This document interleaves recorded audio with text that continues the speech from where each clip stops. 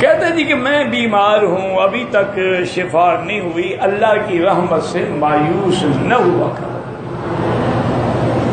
بیماری بھی وہی دیتے ہیں، شفا بھی وہی دیتے ہیں، دکھ بھی وہی دیتے ہیں، سکھ بھی وہی دیتے ہیں۔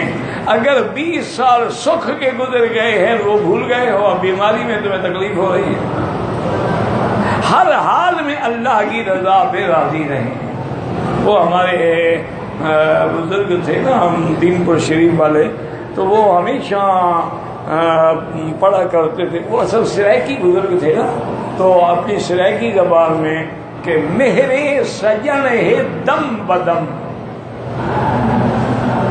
اور کارے سجن ہے گاہ گاہ، اونوی سجن ہے واہ واہ، ایوی سجن ہے واہ واہ، کہ ہر وقت تو اس کی رحمت ہوتی ہے، کبھی کبھی قہر بھی ہوتا ہے، یہ بھی اس کی مرضی، یہ بھی اس کی مرضی، ہم اس پہ راضی ہیں۔ اللہ تبارک و تعالیٰ کے طرف سے اگر رزق میں فراخی آئے شکر کرو، تنگی آئے صبر کرو، تمہارا ثواب کہیں نہیں جائے گا۔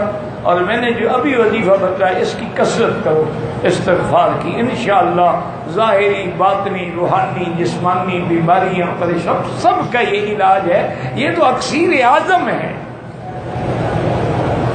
سیدنا حسن رضی اللہ تعالی عنہ بیٹھے تھے، کچھ لوگ آئے، انہوں نے کہا حضرت ہمارے علاقے میں بارشیں نہیں، فرمایا استغفار کرو۔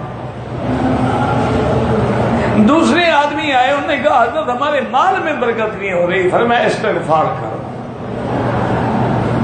اس کے بعد کچھ لوگ آئے، انہوں نے کہا حضرت ہم تو اولاد سے بڑے تنگ ہیں، اولاد ہی نہیں ہو رہی ہے تو میں آگے نہیں بڑھ رہی، اور فرمایا استغفار کرو۔ جب وہ چلے گئے تو جو آپ کا خادم تھا تو اس نے کہا حضرت آج تو پتہ نہیں آپ کس جوش میں تھے، ہر بیماری کا علاج ہی استغفار بتا دیا، اور کوئی علاج ہے ہی نہیں قرآن حدیث میں۔ اور میں اللہ کے بندے میں نے تو نہیں بتایا، تو قرآن کہتا ہے وَقُلْ تُسْتَغْفِرُوا رَبَّكُمْ إِنَّهُ كَانَ غَفَّارًا، استغفار کرو وہ بخشنے والا ہے۔ يُرْسِلِ السَّمَاءَ عَلَيْكُمْ مِدْرَارًا، وہ تم پہ لگاتار بارشیں برسائیں گے، وَيُمْدِدْكُمْ بِأَمْوَالٍ، تمہارے مال کو بڑھائیں گے، وَبَنِينَ، تمہاری اولاد کو بڑھائیں گے، وَيَجْعَلْ لَكُمْ جَنَّاتٍ وَيَجْعَلْ لَكُمْ أَنْهَارًا، تمہارے باغوں کو پھل پھل لگائیں گے اور نہریں جاری کر دیں گے۔ تو قرآن کا وعدہ ہے، میں نے تو نہیں بتایا۔